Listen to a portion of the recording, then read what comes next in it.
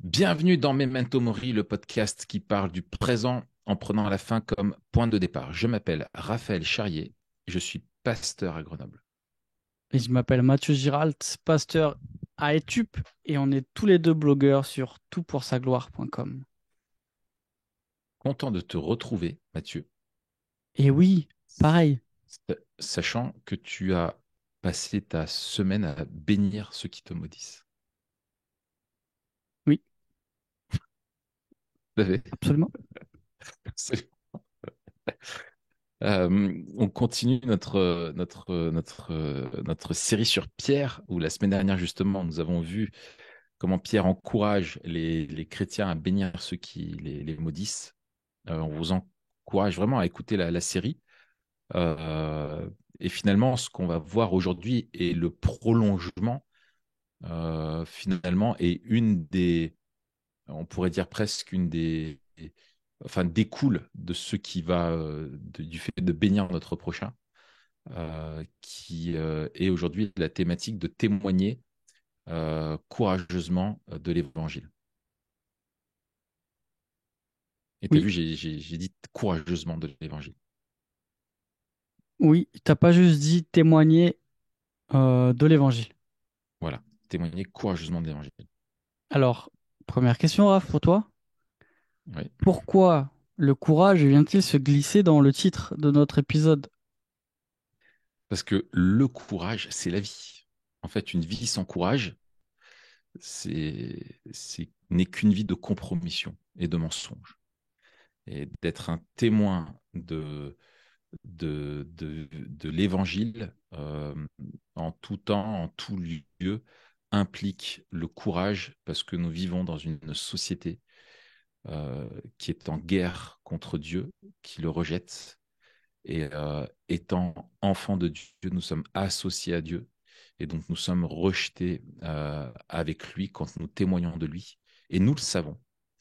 Et du coup, ça nous demande du courage que de sortir parfois du bois et de proclamer celui en qui nous croyons, ses louanges, et d'être un témoin de lui dans notre monde. Donc il y a une souffrance qui va être inhérente à notre témoignage de l'évangile dans le monde, hélas. Alors, on avait fait un épisode sur le courage. Ouais. Euh, Est-ce que tu peux rappeler en deux mots ce qu'on entend par courage? Le courage, c'est faire ce qui est faire. Le courage, c'est quoi? Le courage, c'est faire ce qui doit être fait, ce qui est bien, juste, Ce qui est juste, ouais. ce qui est juste, ce qui Dieu nous demande, même si cela nous coûte et même si on a peur de le faire. Hmm. Donc, en fait, ça rejoint l'intégrité et l'intégrité dans un contexte d'hostilité, quoi, quelque part. Yes.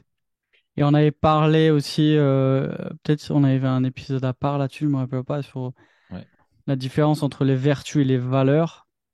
ouais, Et finalement, le courage, donc c'est une vertu, c'est pas une valeur à laquelle on adhère, c'est ça. c'est quelque chose que l'on vit. Donc le courage n'est pas abstrait, le Ouais, courage s'ancre dans le réel. Et donc en fait, on peut pas être. C'est comme la patience. La patience, c'est une ouais, vertu, c'est pas une idée. Et tant c'est que ça. tu dois pas être patient, tu n'es pas patient. Ou en tout cas, tu C'est ne ça. démontres pas ta patience. C'est C'est ça. pareil avec le courage. Ouais, tout à fait. Tout à fait. Ouais, c'est tout à fait ça. Ouais. Euh, et donc, Pierre, finalement, dans sa lettre, alors qu'il y a un contexte de persécution, on pourrait s'attendre à ce qu'il dise surtout bouclez-la, parce que sinon ça va être chaud. Ouais. Euh, il dit non, non, soyez intègres dans votre témoignage de l'évangile. Euh, et ça nous surprend quelque part. Alors, je ne crois pas non plus qu'il y a un appel à- il y a une sagesse à avoir, hein. Le courage n'est pas l'ennemi de la sagesse, mais le courage implique le fait qu'on assume qu'il y a des risques à prendre et qu'on est prêt à les prendre pour faire ce qui nous semble juste et ce à quoi Dieu nous appelle. Je pense qu'on pourrait dire dans une visée dynamique. Est-ce que le courage, on pourrait dire que c'est aller jusqu'au bout de ce que Dieu nous demande, quoi qu'il en coûte? Ouais, ça me va. Très bien dit. Très bien dit. Très bien dit. Alors, il y a une association entre le courage et le témoignage Mm. dans l'épisode d'aujourd'hui. Où est-ce qu'on voit cette importance du témoignage dans un Pierre? On en a un petit peu parlé la semaine dernière, Ouais, quand on a parlé de bénir ceux qui nous maudissent et on a parlé déjà d'apologétique. ouais, Moi, je vois d'autres endroits, notamment, je commence, et après mm, je te laisse la suite. ouais, Mais on a déjà, dans le deuxième chapitre, euh, on a cette citation d'Exode exactement. 19, où en Exode 19, on est au pied du Sinaï, on a Dieu qui s'adresse à Moïse, qui dit au peuple de se préparer parce qu'il va venir lui parler, le rencontrer. Enfin, en réalité, il va venir rencontrer Moïse. Le peuple doit se tenir à l'écart de la montagne. Mais il y a cette magnifique parole qui est reprise ici en 1 Pierre. Vous, au contraire, vous êtes une race élue, un sacerdoce royal, une nation sainte, donc sacerdoce royal des rois prêtres. Et là, Mm, on entend des échos très forts à des choses dont on parle souvent sur Memento Mori, mm, la vocation royale mm, et la vocation sacerdotale de l'homme qui prend sa source dans la création et que l'homme retrouve dans la rédemption. Et on voit que Dieu sauve son peuple pour qu'enfin il remplisse le mandat qu'il avait confié à Adam à la mm, création. Une nation sainte, un peuple acquis afin que vous annonciez les vertus de celui qui vous a appelé des ténèbres à son admirable lumière, mm, vous qui autrefois n'étiez pas un peuple et qui maintenant êtes le peuple de Dieu, vous qui n'aviez pas obtenu miséricorde et qui maintenant avez obtenu miséricorde. mm, Donc on voit que le but de Dieu dans le salut, c'est de, de faire d'Israël, et puis là, il parle des chrétiens, de faire des chrétiens son mm, peuple pour annoncer ses vertus. mm, Euh, donc en fait, il y a un lien intrinsèque entre le, le salut et le témoignage. mm, Souvent, on présente ça comme la conséquence du salut en disant, ah ben on doit bien témoigner de celui qui nous a sauvés. mm, Et en fait, non, Dieu est dit, je vous ai sauvés pour que vous témoigniez, pour finalement révéler sa gloire. Voilà le but du salut, c'est révéler la gloire de la grâce de Dieu. ouais, ouais, tout à fait. Alors, juste petit rectificatif, c'est pas le verset 19, mais le verset 9. Euh, 1 Pierre 2,9.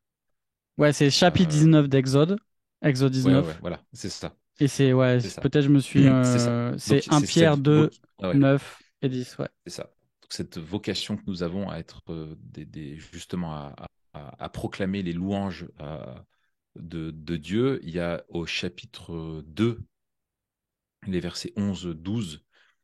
euh, je vous encourage en tant que résident temporaire et étranger sur la terre, à vous abstenir des désirs de votre nature propre qui font la guerre à l'âme. Ayez une bonne conduite au milieu des croyants, afin que là même où ils vous calomnient comme si vous faisiez le mal, ils remarquent votre belle manière d'agir et rendent gloire à Dieu le jour où il interviendra. Donc là, c'est un témoignage non pas de paroles, proclamer des louanges, mais de comportement.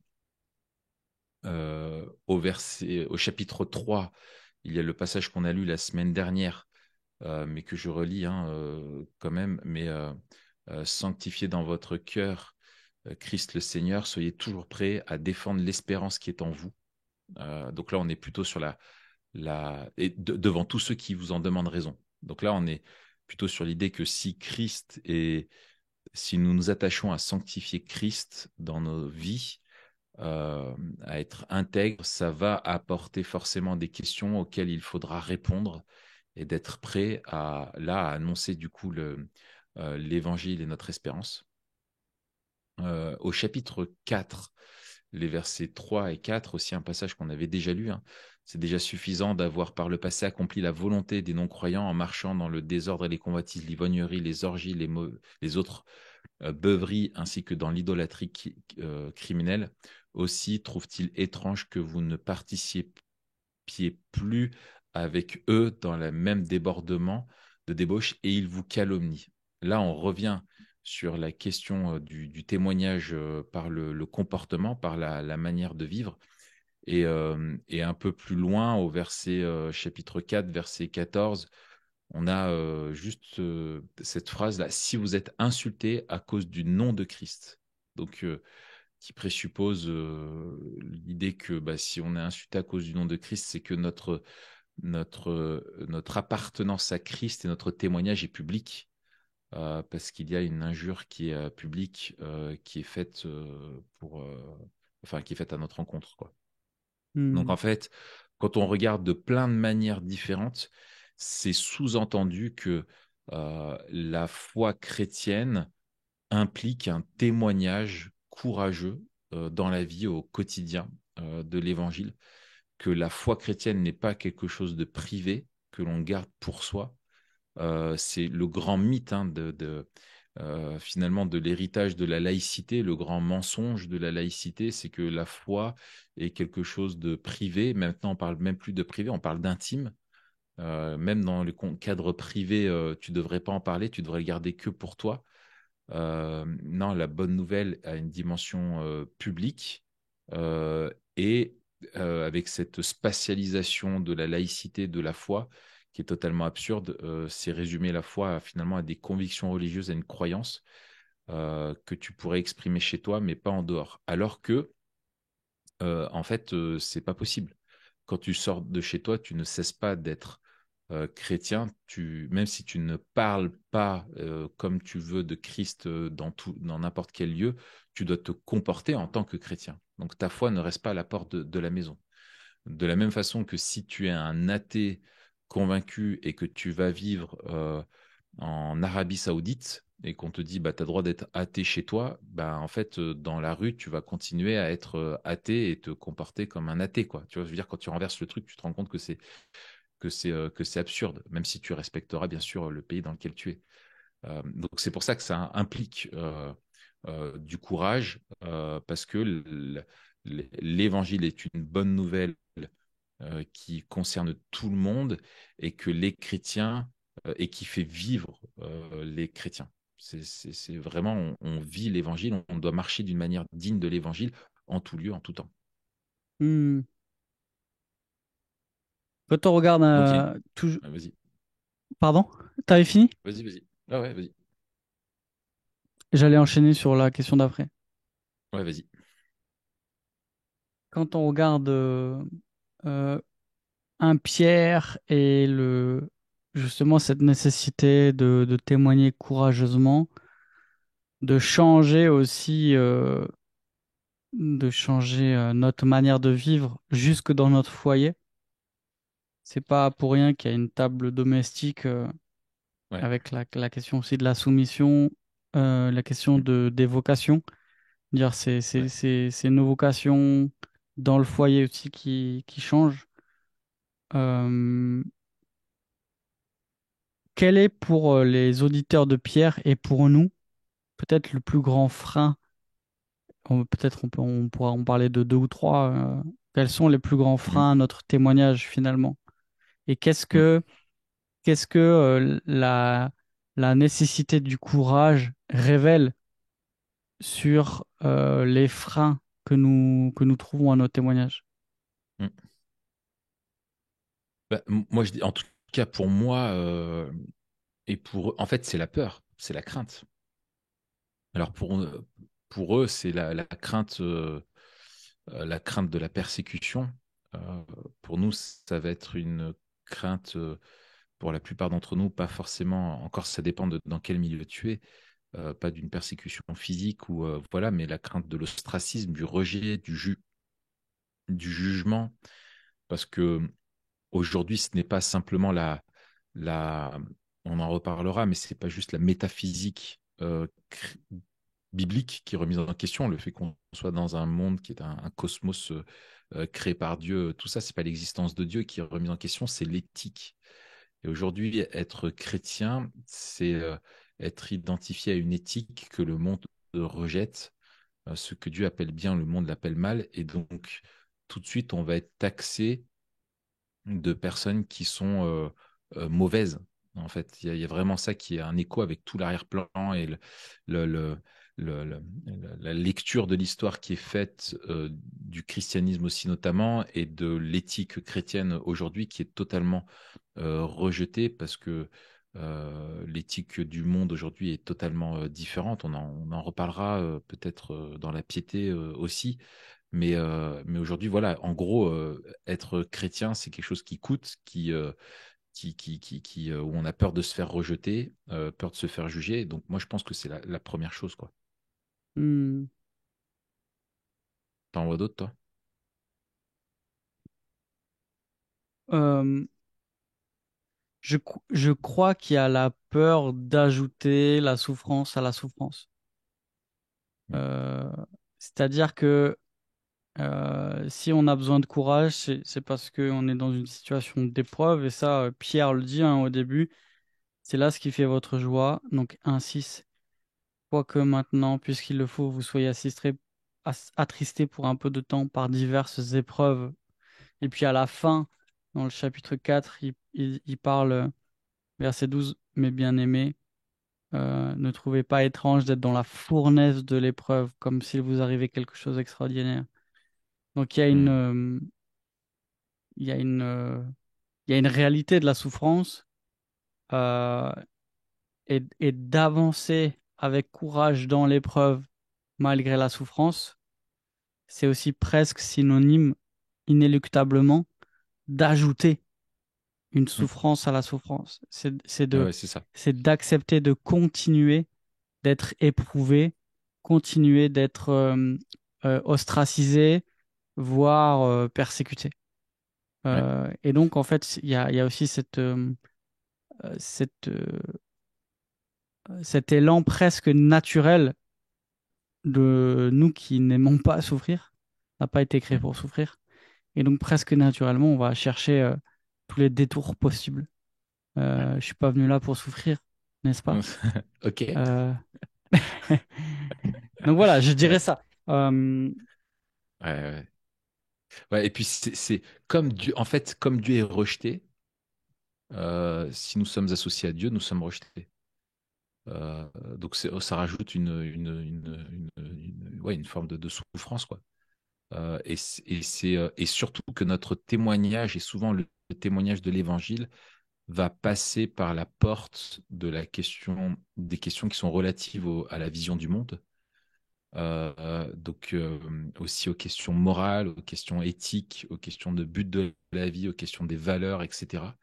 Et comme notre culture met toute son énergie à déconstruire et détruire euh, la vision judéo-chrétienne qui était teintée fortement de la vision biblique du monde, en tout cas des valeurs du monde.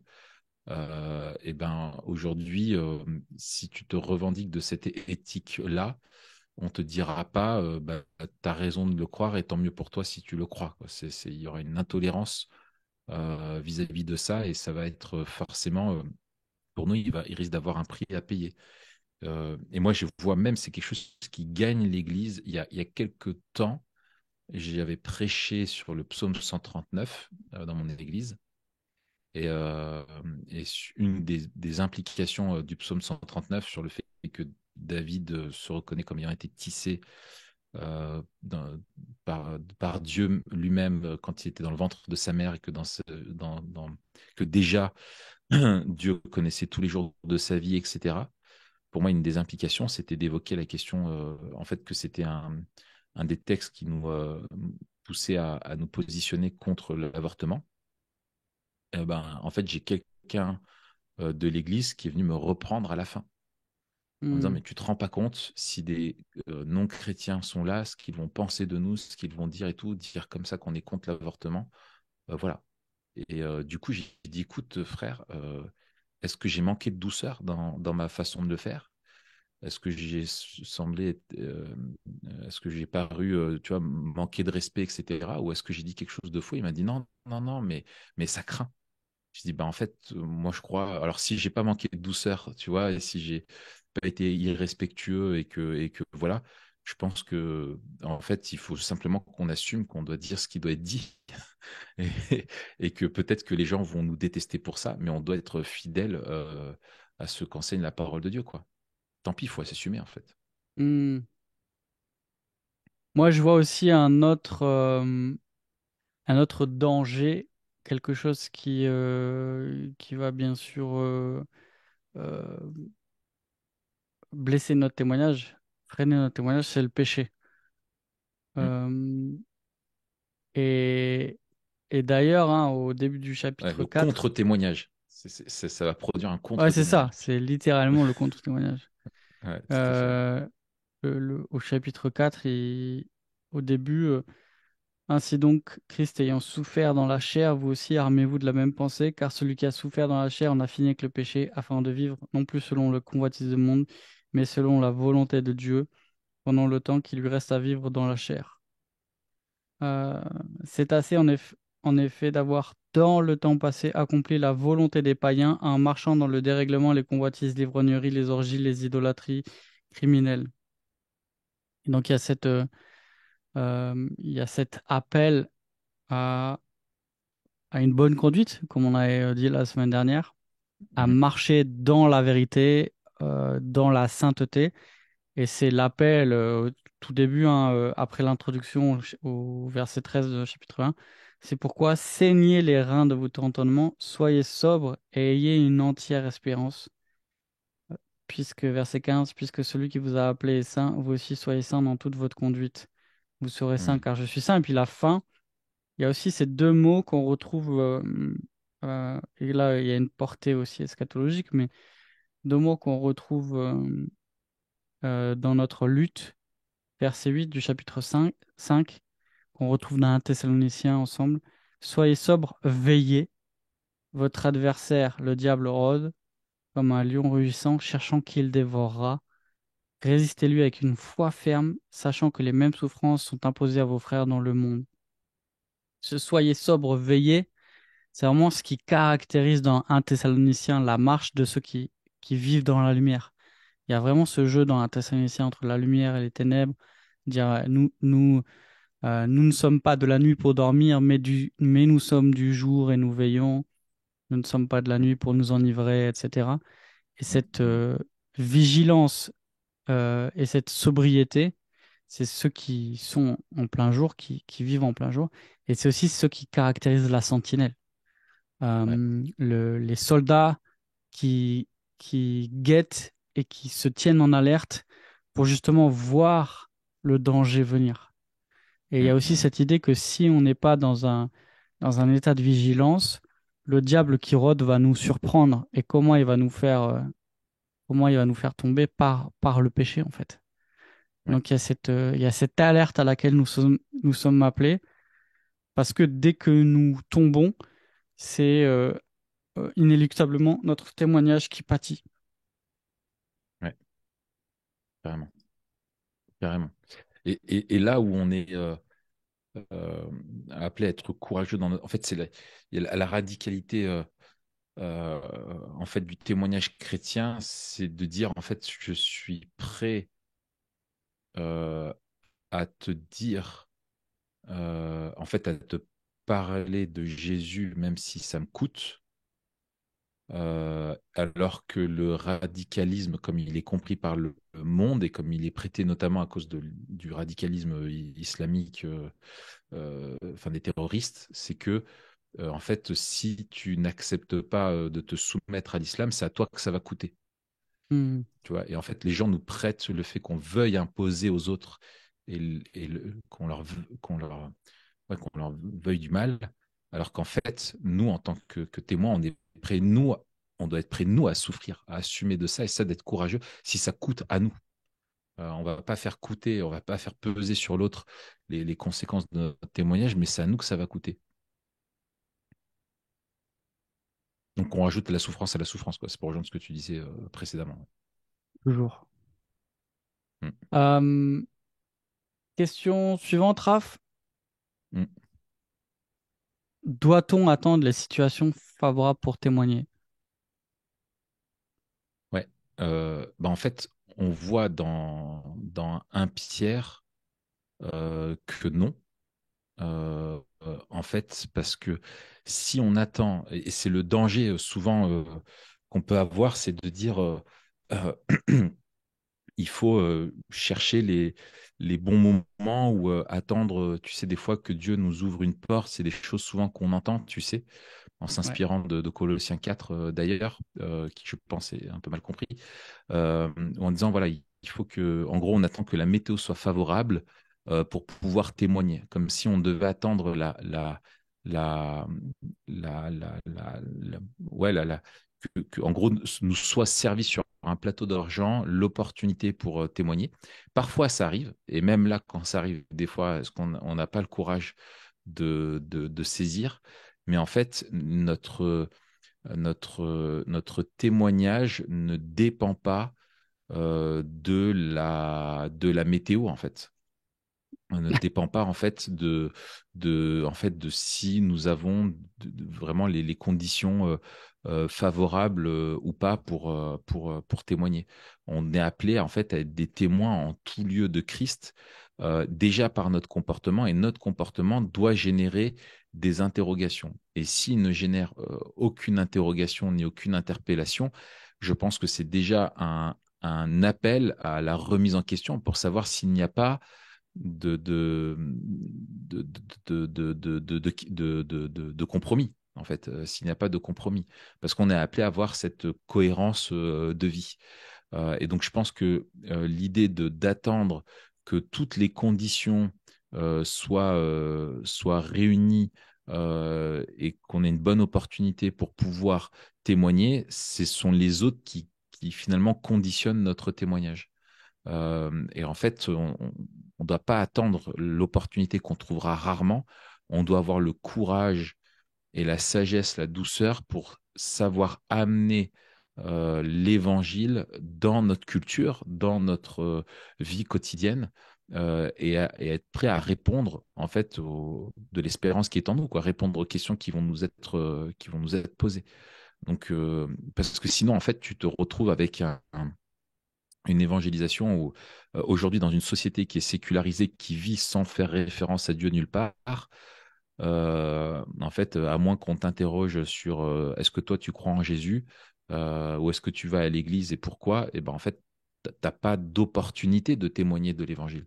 Parce que rien ne fait référence à l'évangile de partout. Et c'est pour ça aussi que nous, je trouve que le travail qu'on fait avec Memento Mori, notamment quand on parle des différents sujets culturels et même l'analyse de films, etc., de montrer comment en fait on peut faire des passerelles entre les visions du monde et tout ça, en fait, c'est vraiment utile pour apprendre à développer une gymnastique intellectuelle d'un côté, mais aussi, il n'y a pas que la gymnastique intellectuelle qui est importante, mais c'est aussi le courage de témoigner que, en tant que chrétien, ce que nos contemporains vivent, nous, on le vit différemment et qu'on veut en témoigner autour de nous, quoi. Donc, Ouais. voilà. Et je Et, pense à et un exemple tout bête. ouais, Tu as un vas-y. collègue qui va pas bien, un ami qui va pas bien, et que tu parles de la santé, est-ce que nous, on va dire, bah, en fait, si tu as un frère en Christ qui va pas bien, tu lui dis quoi? Tu vas dire, bah, écoute, je vais prier pour toi. Mais est-ce qu'on a le courage de dire à un ami qui va pas bien, et voilà, bah, un collègue de travail, écoute, t'es dans mes prières. Je Hmm. dis pas forcément de prier devant lui, pour lui, sur le moment même, mais est-ce qu'on réagit en tant que chrétien ou on met notre foi entre parenthèses parce que ça se fait pas de dire ça, tu vois, ou parce que ça passe pas, ou parce que bah, on n'est pas censé le faire. Et je pense que notre courage, ça doit être de dire de toutes les brèches, de pouvoir les prendre, bien sûr avec sagesse, mais de chercher en fait à témoigner activement en toute situation et d'avoir cette vie qui est la même quand on est avec des chrétiens que quand on est avec des non-chrétiens. Ouais, c'est ça. Et peut-être qu'il y a aussi cette idée, on rejoint peut-être cette idée du témoignage comme étant compris uniquement comme euh, une Jean 3,16. annonce verbale, explicite, Mm. etc. Mm. Et finalement, il y a toujours cette tentation d'opposer ce qui n'est pas opposé et opposable. Euh, Dire, ah, bah, il y en a qui témoignent en parole, moi je préfère témoigner en acte. Ouais, en fait, Ouais, l- la Bible ne nous demande pas de choisir. de choisir, tout à fait.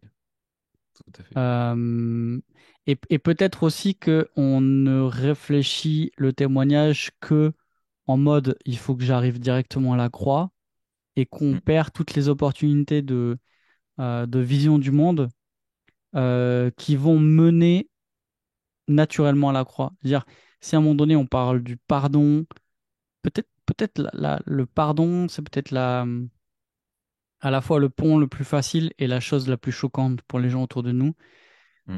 qui ne, qui souvent ne peuvent pas comprendre qu'on vive et qu'on étende notre pardon à ceux qui nous ont blessés, euh, parce ils n'ont pas connu le pardon de Dieu en fait. Et pour Mm. moi, c'est l'opportunité la plus forte Mm. euh, et peut-être la chose la plus simple de parler Mm. du pardon de Dieu quand on vit le pardon. Ou même on demande pardon ou qu'on offre le pardon à quelqu'un qui nous a blessés, quoi.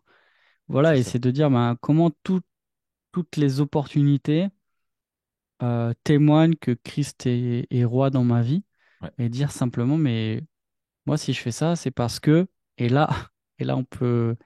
Ou alors, c'est moi, ça. la dernière fois, alors, voilà, peut-être un peu plus touchy, mais je sais qu'avec un ami, j'ai parlé du rapport que les chrétiens entretiennent avec l'argent, avec la question de la générosité. Ça m'a permis de lui parler de l'idolâtrie, ça m'a permis de lui parler ben, de Christ et du seul qui nous délivre de l'idolâtrie et pourquoi, si on ne fait pas attention, nos idoles vont toujours finir par nous emporter Mm. avec elles, quoi. Et Mm. donc, euh, on doit cultiver cette gymnastique et cette aptitude à rebondir sur les petites choses pour arriver naturellement à un Mm. aspect de l'évangile. Mm. Et ça, c'est dans la vie quotidienne, quoi. Mm. Ouais, ouais. Et je pense que ça, c'est aussi dans cette gymnastique-là, c'est toute la question souvent qu'on évoque hein, sur trouver quel est le point de contact ou la vérité biblique qui est sous-jacente là-dedans, sur laquelle on peut se retrouver, et le point de contraste ou le mensonge avec lequel Exact. on n'est pas d'accord et comment est-ce qu'on va utiliser ce pont-là et cette rupture-là pour finalement contrer nos visions du monde. Et moi, je me souviens en fait aussi avec mes potes avant, quand j'étais pas chrétien, j'avais des athées, des musulmans essentiellement autour de moi ou des agnostiques. En fait, ben, on n'avait aucun problème à confronter nos visions du monde et le fait qu'il y en a un qui croit en Dieu ou pas, c'était totalement. Et j'ai l'impression que les chrétiens aussi peut-être euh, se mettent tellement une responsabilité importante sur les épaules et ont tellement peur de pas dire la bonne chose ou de pas dire le bon truc, en fait, on oublie qu'en fait, ça dépend de Dieu, quoi. Et que Hmm. Dieu est souverain. Et ce qui est le plus important, c'est pas d'avoir réponse à toutes les questions. Comme on le disait la dernière fois, la semaine dernière, dans notre précédent épisode, on a fait de l'apologétique une science très technique. Où aujourd'hui, pour témoigner, en fait, on a peur de plein de choses, de ne pas avoir toutes les réponses, etc.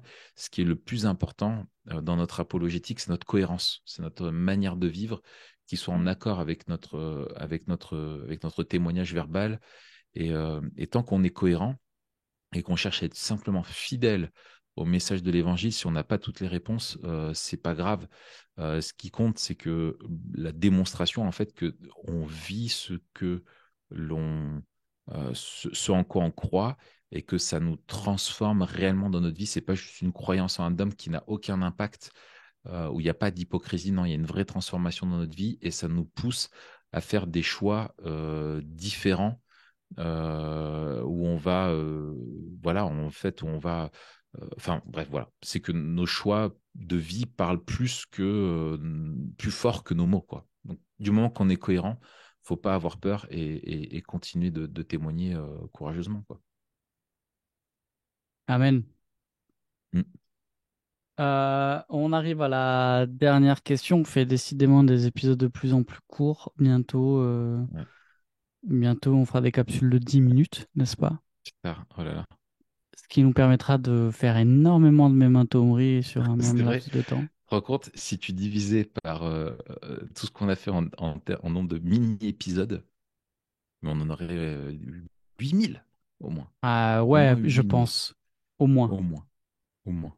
Dernière question, qui est la même, hein, tu t'en doutes. Comment Ouais, vivre memento mori nous aide à témoigner? c'est une bonne question. Euh, Il y a la réalité.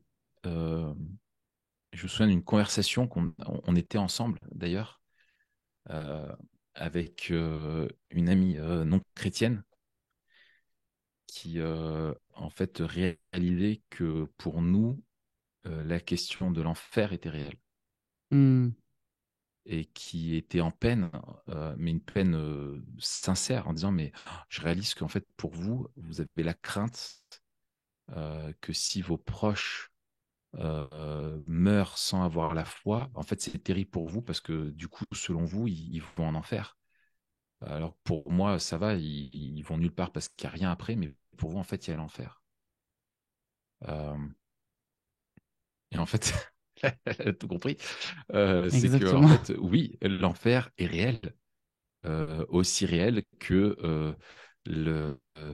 les écouteurs que les gens ont dans les oreilles en train de nous écouter, ou que le téléphone qu'ils ont, ou de l'ordinateur sur lequel ils nous écoutent. L'enfer est réel. Et en fait, l'enfer, c'est quelque chose d'horrible et qui nous pousse, par amour pour notre prochain, à leur annoncer le message de l'Évangile, qui est un message universel, où Dieu promet qu'il ne rejettera pas celui qui s'approche de lui, et que quiconque place sa foi en Christ sera sauvé. Et la Hmm, question, c'est pas de fait qu'on y croit ou pas, c'est que c'est réel et qu'en fait, euh, Dieu appelle tous les hommes à se repentir. Et notre témoignage est motivé non pas pour imposer un dogme aux autres ou imposer une croyance, il est motivé par le souci que nous avons pour les autres, parce qu'on les aime et que nous, on gagne rien en fait dans le salut des autres.